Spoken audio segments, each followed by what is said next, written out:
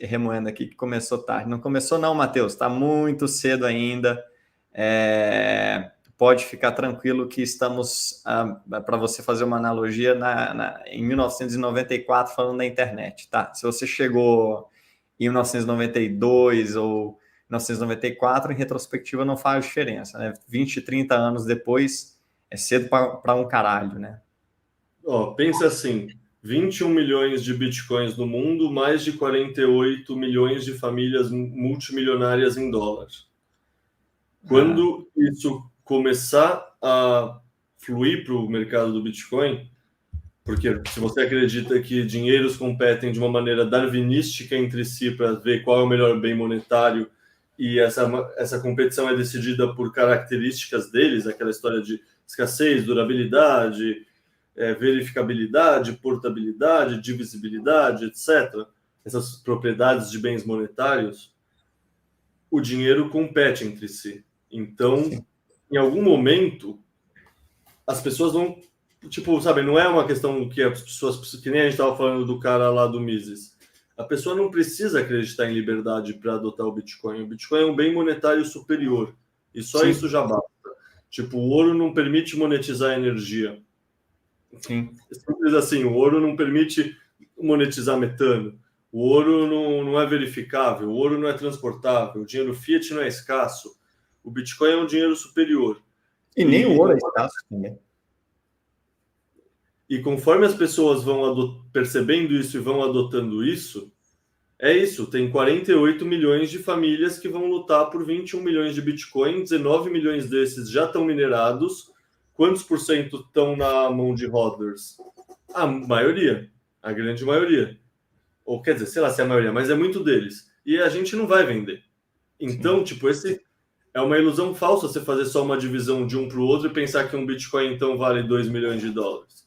Talvez ele valha 50 milhões de dólares e mesmo assim os plebes estão segurando e não estão vendendo o que eles acumularam e mesmo assim então não tem incentivo para ter liquidez no sistema. Porque conforme o Bitcoin vale mais, você precisa vender menos satoshi para pagar suas contas no dia a dia. Perfeito. Então, subir mais significa que você não necessariamente gera mais liquidez. Você pode estar fazendo as pessoas que têm Bitcoin precisar gastar menos Bitcoin para viver um estilo de vida frugal e íntegro e ético e estilo de vida plebe, que nem a gente vive.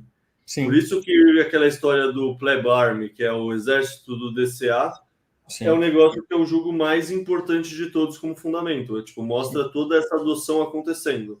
São pessoas que nem eu, que nem você, que independente do mês, vão lá e compram e querem acumular. Estão na fase de acumulação e não importa o que acontecer, vai comprar mais e mais. Por quê? Porque acredita e também porque entende que a gente está numa tecnologia no começo de fase de adoção. Uma tecnologia no começo de fase de adoção, ela tem aquela tendência em fazer a curva, né? Olha que maravilhoso, é a curva de adoção. Então, você estava falando de portfólio, eu esqueci de comentar, deixa eu comentar isso rapidão antes de encerrar. Você falou que você tem Bitcoin em 70% porque é uma posição conservadora. Eu, quando investia no mercado de ação, eu separava minha carteira assim, 80% para ações que eu considerava poupança, não tinha poupança nem renda fixa, era tudo em ações mais estáveis, mais energia, saneamento, empresas de dividendo, que são devagar e sempre são seguras. Era o que eu considerava poupança, é o que eu considerava conservador. E Sim. 20% eu buscava as melhores oportunidades, seja uma empresa de turnaround, seja uma microcap que vai se valorizar para cacete e tudo mais. Então eu vou adicionar o porquê, em vez de 70%, meu racional foi para 100% de Bitcoin. 80% que era na minha divisão é para as empresas defensivas, é para o negócio visão conservadora. E eu concordo, o Bitcoin é o mais disso de todos, é o único que não tem impressão, é o único que não tem controle, tem um efeito de rede cabuloso acontecendo, tem todo mundo usando Node, atrai ótimos desenvolvedores, sabe? O Bitcoin tem fundamentos robustos, prova de trabalho, tudo mais, que me permite ver ele como estável e seguro. Qual é o melhor investimento que você pode fazer? O melhor investimento que você pode fazer é pegar uma tecnologia que está no começo da curva de adoção e surfar essa curva de adoção como um todo.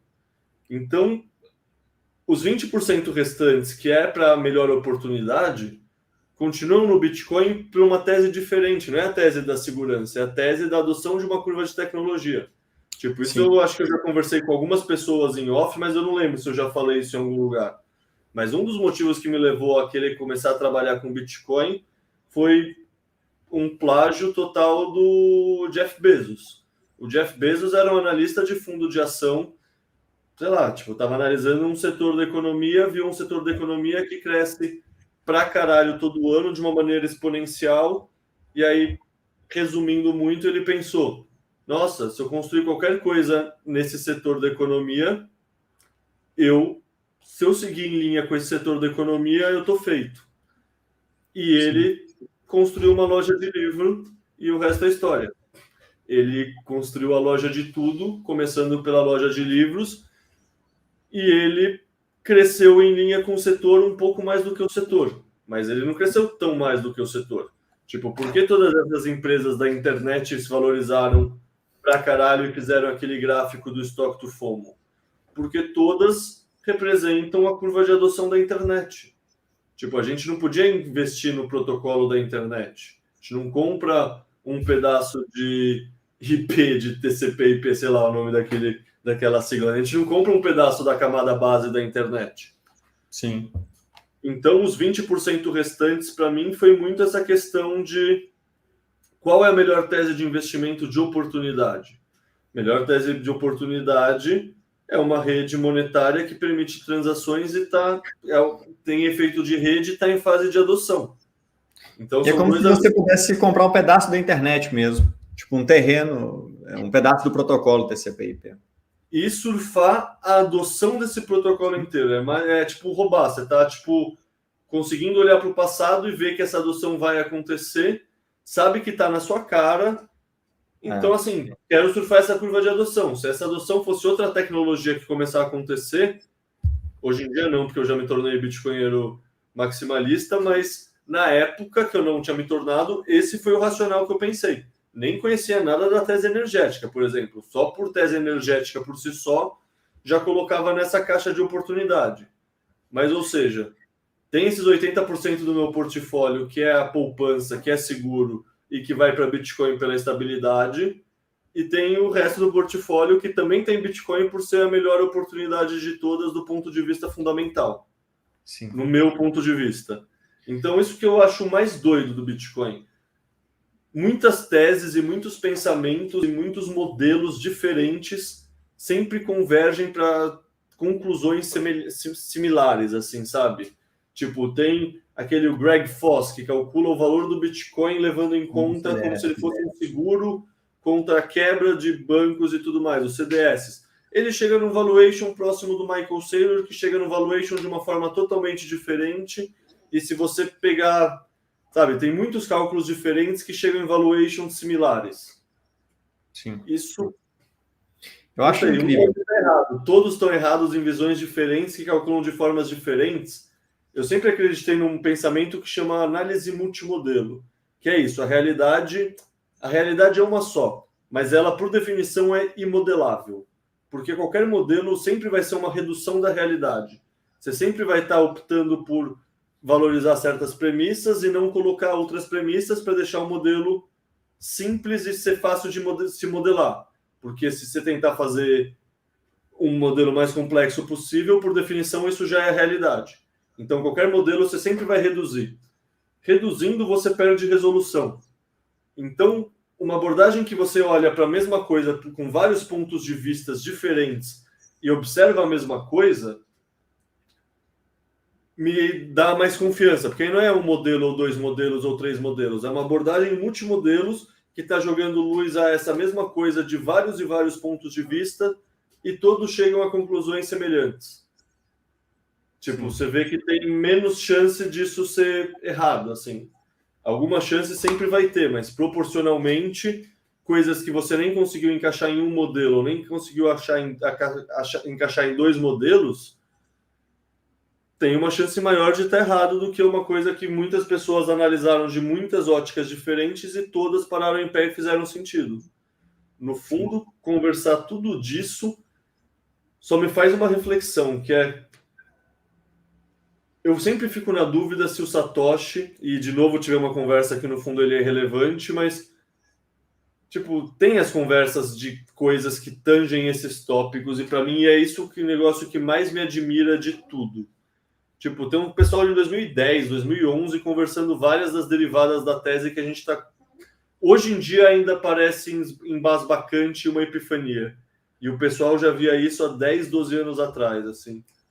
Uma coisa que eu não tenho a sabedoria e gostaria de saber é se. E queria ver se alguém tem opinião, porque eu já perguntei para várias pessoas, nunca vi uma opinião muito bem formada. É o quanto da tese energética do Bitcoin já era visualizado. Tipo, eu já vi o Ralph Finney comentando o quanto seria o custo energético da rede, mas isso é diferente de conseguir visualizar o Bitcoin como um catalisador dessa evolução energética. Isso eu não conheço como referência e, assim, ou é a maior sorte do mundo ou é a maior genialidade do mundo você matar dois coelhos com uma cajadada só, e um é a separação do dinheiro e o Estado, e o outro é a abundância energética. É tipo... Não sei, é um milagre, assim, é o mundo mágico do Bitcoin. De novo, o nome da live que eu escolhi é por conta disso. É um negócio que não cansa de me gerar esse senso de contemplação e de espanto perante o tamanho do todo, do universo, sabe, dessa complexidade toda da tese. É um negócio que, sabe, essa sensação de espanto ao algo que é tão maior que você, que parece sobrenatural. Não sei, eu não consigo visualizar perder isso com essa lógica do Bitcoin, porque é um negócio tão grande, tão do caralho, que é isso. Cada porta que a gente abre na toca tem outras 10. E outras Sim. 10, e outras 10. É maravilhoso, sim.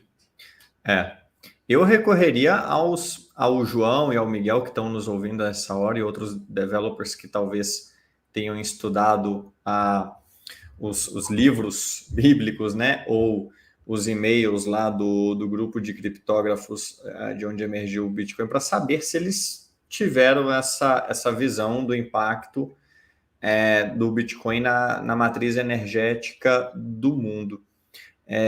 Não sei se eles mesmos tinham essa dimensão, mas você, enquanto falava da Amazon e que percorreu uma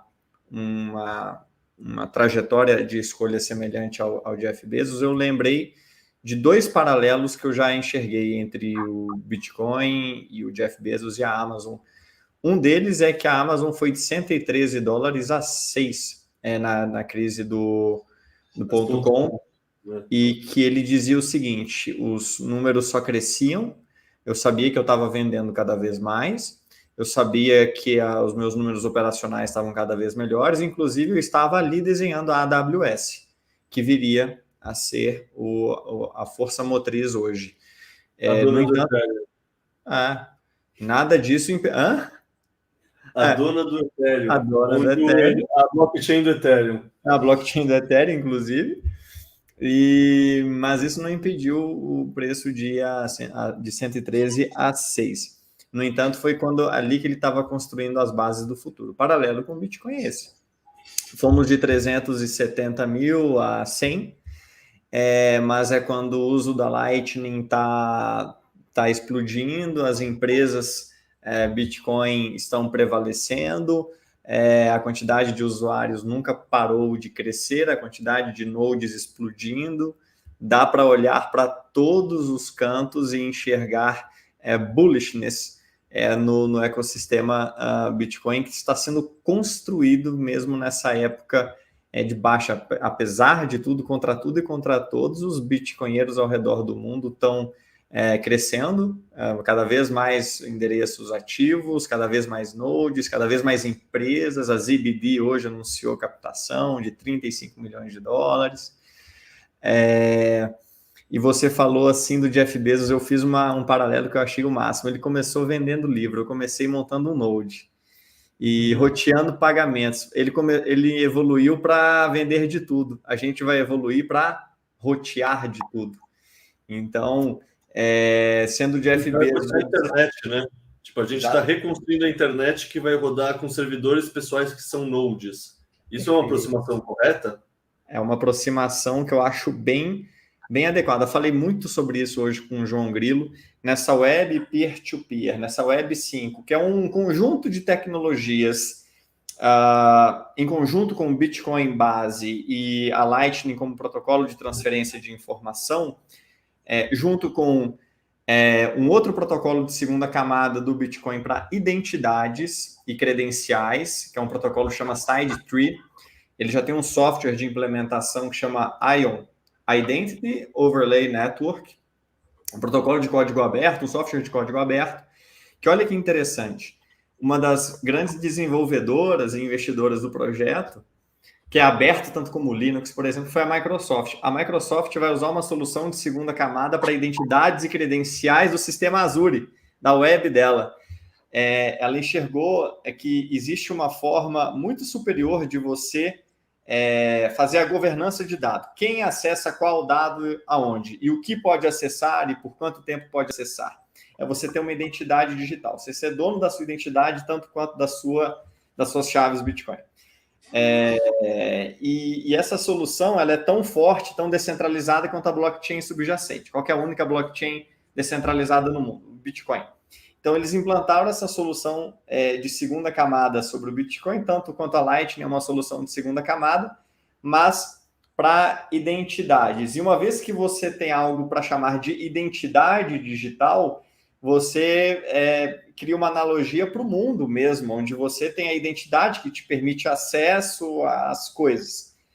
Então, para não complicar demais, eu acho que se você somar a blockchain base com um layer de transmissão de dados, com identidades descentralizadas e uma tecnologia de armazenamento de dado descentralizado que basicamente transforma todos os dados da internet num grande torrent, para ficar fácil das pessoas entenderem, os dados vão descer da nuvem e vão ficar armazenados nos computadores dos plebes, que rotearão esse tráfego da internet de forma peer-to-peer, protegida criptograficamente, resistente à censura.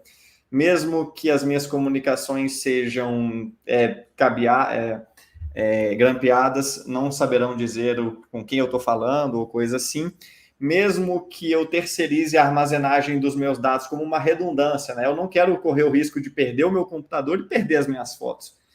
Você vai fazer a armazenagem desses dados e vai receber em satoshis por isso. Ao invés de eu pagar $49 por mês para ter mais armazenamento no iCloud, eu vou pagar via satoshis para que plebes ao redor do mundo armazenem os meus dados nos computadores deles. Eu vou ter meus dados espalhados por computadores de plebes que ganharão por isso, como hoje ganham roteando pagamento, e no futuro rotearão o tráfego da internet, cobrarão pelo armazenamento que fazem, pelo tráfego que roteiam, como eu também, né? Então, eu vou disponibilizar tudo que eu tenho ocioso aqui, igual o Bitcoin extraiu o poder monetário de energia ociosa, a Lightning extrai o poder monetário de armazenagem ociosa, processamento ocioso, capacidade de processamento ociosa, porque eu posso colocar todo esse meu computador aqui, qualquer megabyte vazio, para trabalhar para uma rede que precisa do meu computador para rotear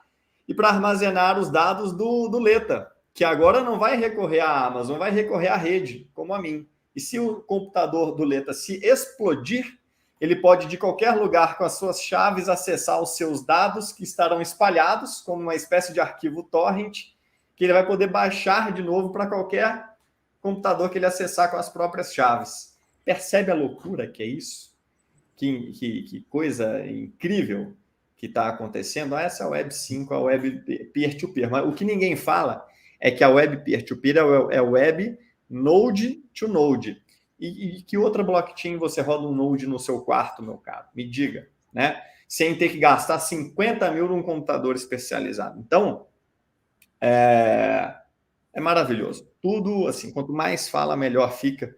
Deixa eu fazer uma pergunta mais pragmática sobre esse assunto.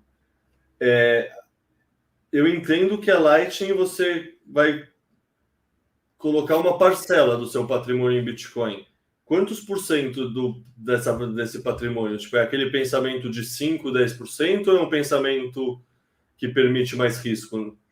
Eu acho que a melhor analogia é da sua conta corrente. De todo o patrimônio que você tem, soma tudo que você tem, quanto fica parado na conta do banco?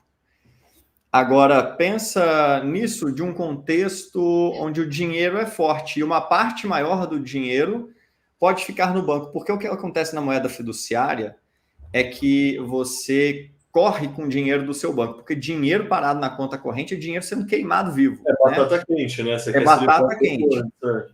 Se o seu dinheiro não fosse batata quente, você, pouparia muito mais do que você poupa, 2, investiria muito menos do que você investe, porque o bolo é o mesmo, e 3, você não precisa correr para gastar ou consumir ou tirar o dinheiro da sua conta.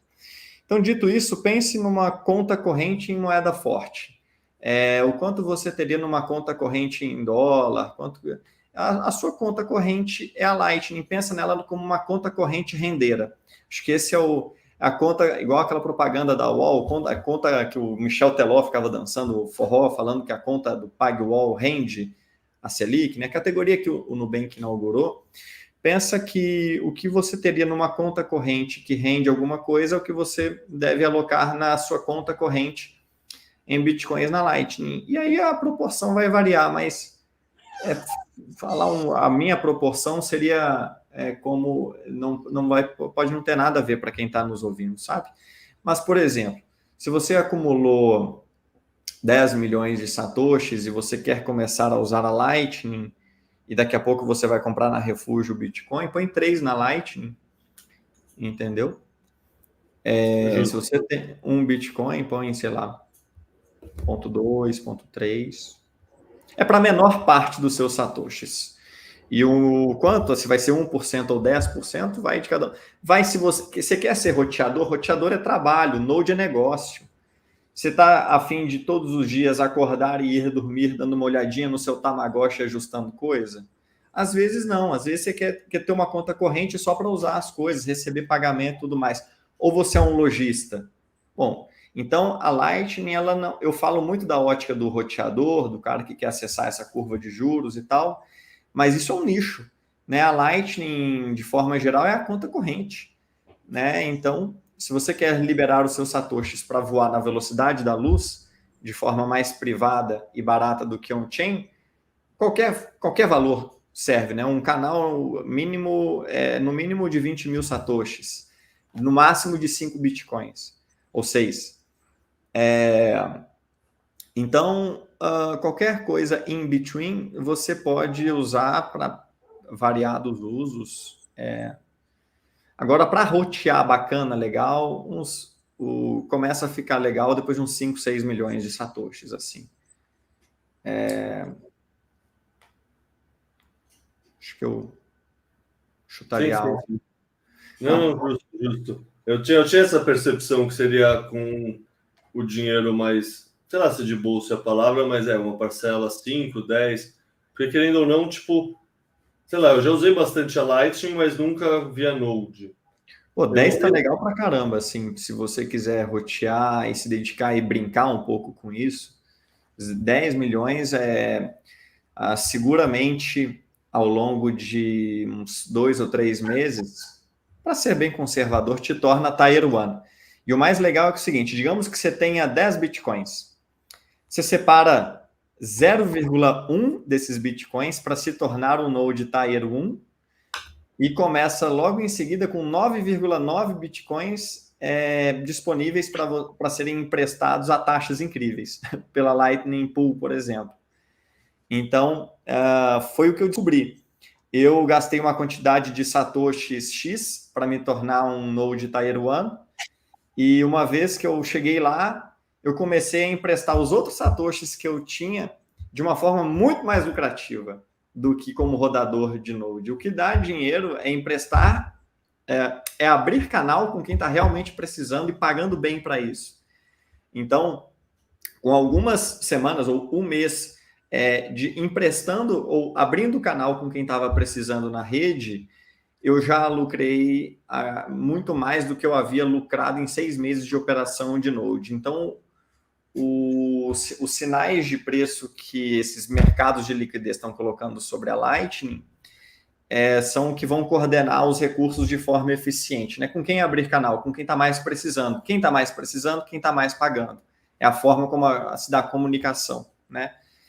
E a loja precisa de um canal aberto para ontem. Então ela paga bem para que quem tenha bitcoins abra um canal com ela. Acho que é ali que está o dinheirão. Dinheirão. De custódia. Isso, porque assim, eu sempre tenho medo da palavra empréstimo, porque not your key, not your coins, né? Esse empréstimo, você abre mão da sua custódia ou tem alguma coisa que é um multisig que você ainda fica com alguma coisa? O empréstimo que eu falei aqui?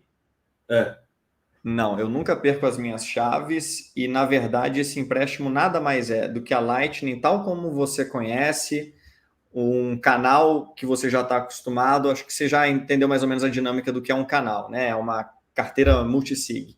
É um canal como todos os outros, porém, ele é regido por um contrato inteligente que tem uma coisa que difere dos outros canais, um time lock, uma trava de tempo. Eu não posso fechar esse canal antes de 2 semanas, 1 mês, 3 meses, ou 1 ano, ou 10 anos. Vai emergir do mercado essas durations e essas taxas. Mas quando alguém me contrata para que eu abra esse canal com ele, com os meus satoshis, eu posso logo em seguida usar esses satoshis na Lightning. Eu não posso fechar o canal e trazê-los on-chain, mas é um valor que eu tenho 10 milhões de satoshis, por exemplo, e alguém compra um canal de 10 milhões de satoshis comigo, eu recebo, como recebi esse final de semana e postei 100 mil satoshis. Mas eu ganhei 10 milhões de liquidez para eu utilizar na Lightning. Então, hoje eu tenho um canal a mais com o qual transacionar pela rede. Eu só não posso fechar esse canal. Então, essa liquidez que eu perco é uma liquidez on-chain. Na Lightning, eu só ganhei de várias formas. Ganhei mais liquidez para transacionar na Lightning, ganhei por ter aberto esse canal, e a pessoa que o contratou, beleza, ganhou um puta de um canal para os satoshis fluírem até ela, seja lá porque ela estava precisando disso. Eu faço das palavras do Kim as minhas. Está na hora de fazer um curso, Diego. Tipo, é muita coisa, assim, eu boto fé que... sei lá, eu tento acompanhar o grupo do Telegram, mas é aquela história, tem tanto grupo, tem tanta coisa, ainda tem o trabalho que, sei lá, o dia que tiver um curso organizado vai ser um negócio muito mais, sabe, uma trilha de estudos que você entra, você executa assim. Tá na hora de fazer um curso, Diego. Vou pegar essa dica em quem sabe. Aqui, ó. O grupo do Telegram é mais para quem está no rock and roll mesmo, já está lá montando o Node e quer na prática. Vou responder aqui rapidinho, Matheus. Matheus, assim, ó, vamos lá. Lightning é para basicamente qualquer valor e você não precisa usá-la com o objetivo de ser um roteador, tá? Para usá-la para uso pessoal, qualquer coisa vale. 10 milhões é um valor confortável, te permite ter um bom Node roteador, assim, e menos do que isso, você vai rotear, mas menos, né? Pensa que é um negócio de commodity, canais pequenos têm aos montes, então eles concorrem por preço, e aí você vai rotear um pouco menos, cobrando menos. Quanto mais canais você tiver, quanto maiores eles forem, quanto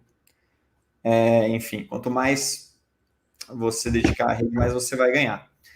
O grupo do Telegram é Heavy Metal, precisa estar disposto na parada. O Matheus falando, pode deixar, Matheus, vai sair o vídeo e dá uma lida nos primeiros capítulos do Antonopoulos sobre a Lightning. Exatamente. E o livro dele é disponível gratuito, Mastering the Lightning Network. O link está lá no... E para fechar, de como fazer uma integração da internet. Na verdade, sim, a Lightning é a internet, o layer de transmissão da internet, assim. Pensa que os dados estarão nos computadores dos plebes e serão transmitidos através da Lightning e do protocolo base por onde os nodes Bitcoin se comunicam, né, que é o TCP/IP. Beleza. Leta, olha, foi incrível, cara. Cansou já? Porra, dois recordes hoje. Eu acho que foi o podcast mais longo do João e a minha live, meu vídeo, meu tudo online maior também. O João tenta ser mais sintético, mas eu gosto de falar bastante. Você gosta de falar bastante também, daí dá mais problema. Não, imagino você está falando, sei lá, desde as 2 da tarde, desde as 3 da tarde, continuamente. Começamos 4h30 e acabamos 6 e pouco. Começamos 4h30, 6h40, 7 horas entramos aqui já. Mas eu volto a falar o que eu te falo no privado. Tu é um cara super simples, bacana. Só mais um plebe. Todos somos plebes. Só mais um plebe do caralho em comunidade. Só mais um plebe foda.